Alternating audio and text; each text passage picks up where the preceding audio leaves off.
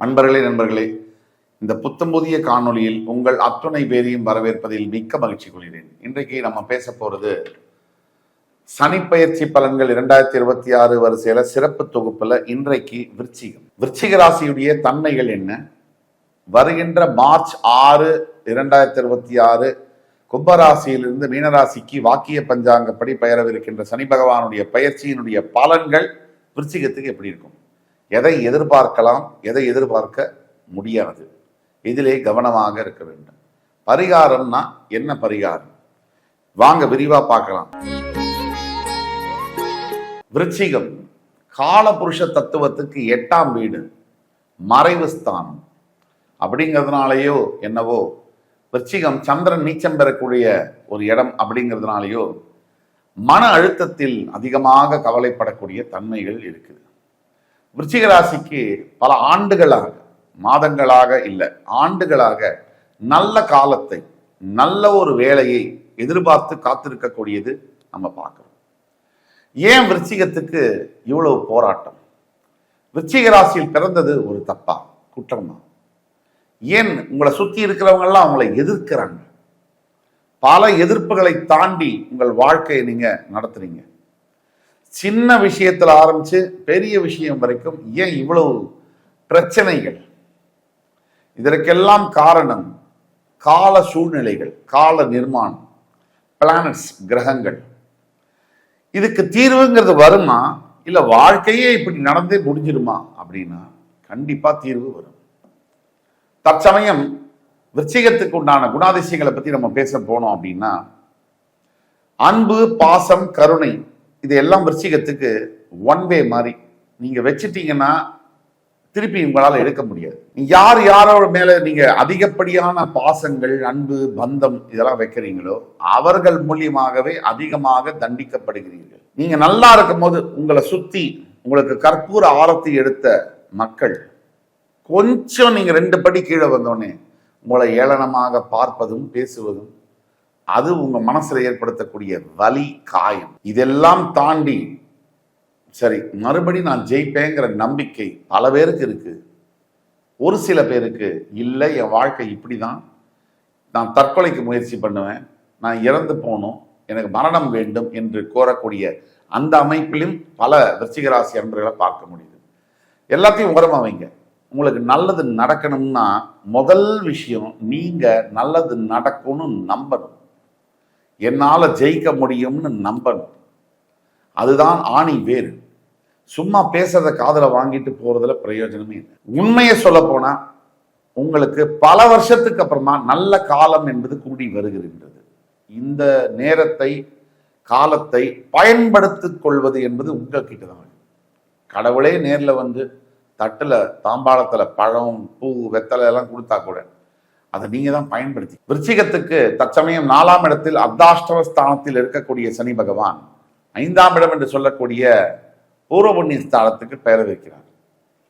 விருச்சிகத்துக்கு தற்சமயம் 8ஆம் இடத்தில் இருக்கக்கூடிய குரு பகவான் ஜூன் 2க்கு பிறகு கடகத்தில் உச்சம் பெற்று அந்த உச்ச குருவுடைய பார்வை ஜூன் 2ஆம் தேதி மேல உங்க மேல விழுது. இப்போ சனி பகவான் சனி பயிற்சினா உலகமே உத்து பார்க்குது. ஏன்னா சனிக்கு அவ்வளவு பவர். குரு பகவான் வருஷா வருஷம் பெயர்ந்துட்டு தான் வராது.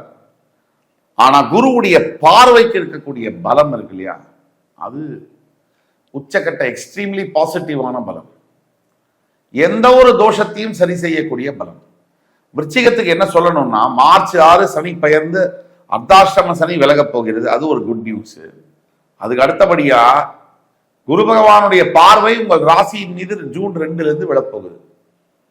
மார்ச் 6 வரைக்கும் கொஞ்சம் மிதமான மாடரேட் சேஞ்சஸ், மிதமான மாற்றங்கள் இருந்தாலும் மார்ச் 6க்கு பிறகு உங்கள் வாழ்க்கை ரீசெட் அமைக்கப்படும்.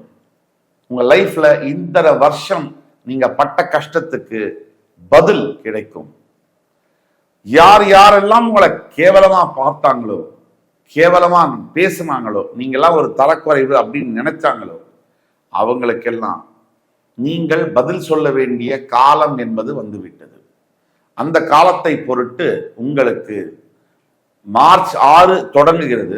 ஜூன் 2க்கு பிறகு உங்களுடைய வாழ்க்கையினுடைய டேக் ஆஃப், இப்போ ஏரோப்ளைன் டேக் ஆஃப் ஆகிற மாதிரி வாழ்க்கையினுடைய டேக் ஆஃப் என்பது தொடங்கும். அங்கிருந்து ஆரம்பிச்சதுன்னா நிக்காமல் அடுத்த ஒரு 3-5 ஆண்டுகளுக்கு நீங்க என்னென்ன கஷ்டங்கள் பட்டீங்களோ, உங்க மனசுல என்னென்ன ஆசைகள்லாம் இருந்துச்சோ, உங்க மனசுல என்னென்ன லட்சியங்கள் இருந்துச்சோ அத்தனைக்கும் பதில் கிடைக்கக்கூடிய ஒரு காலமாக அது மாறுகிறது. பொறுத்திருந்த காலம் எல்லாம் போய் அடுத்தது நீங்கள் விதைத்த விதைக்கான அறுவடையை பலன் அனுபவிக்கக்கூடிய ஒரு காலமாக மார்ச் 6 தொடங்குகிறது. விருச்சிகத்துக்கு நான் ஒண்ணுதான் சொல்ல விரும்புறேன். நீங்க எதை எதிர்பார்க்கணும்னு சொல்லிட்டேன். முக்கியமா நீங்க செய்ய வேண்டிய பரிகாரம் அப்படின்னு நம்ம பார்த்தோம்னா, வேல் வழிபாடு. விருச்சிக ராசி அன்பர்களுக்கு தெரியுமா தெரியாதான்னு தெரியாது. வேல் வழிபாடு, உங்கள் ராசியினுடைய அதிபதி முருகன் செவ்வாய். வேல் வழிபாடு என்பது விருச்சிகத்துக்கு யாருக்கு கை கொடுக்குமோ விருச்சிகத்துக்கு மிகப்பெரிய அளவுல 100% வெற்றியை தரும்.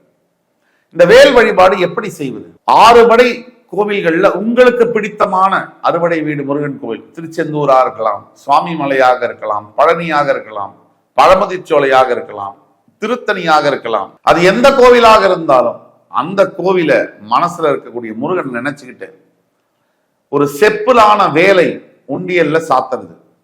அது மட்டும் இல்லாமல் வீட்டுல ஒரு சின்ன செப்பு வேலோ வசதிக்கேற்ப வைத்து அந்த வேலுக்கு தினமும் பூஜை செய்து நைவேதனம் செய்து வழிபடுவது.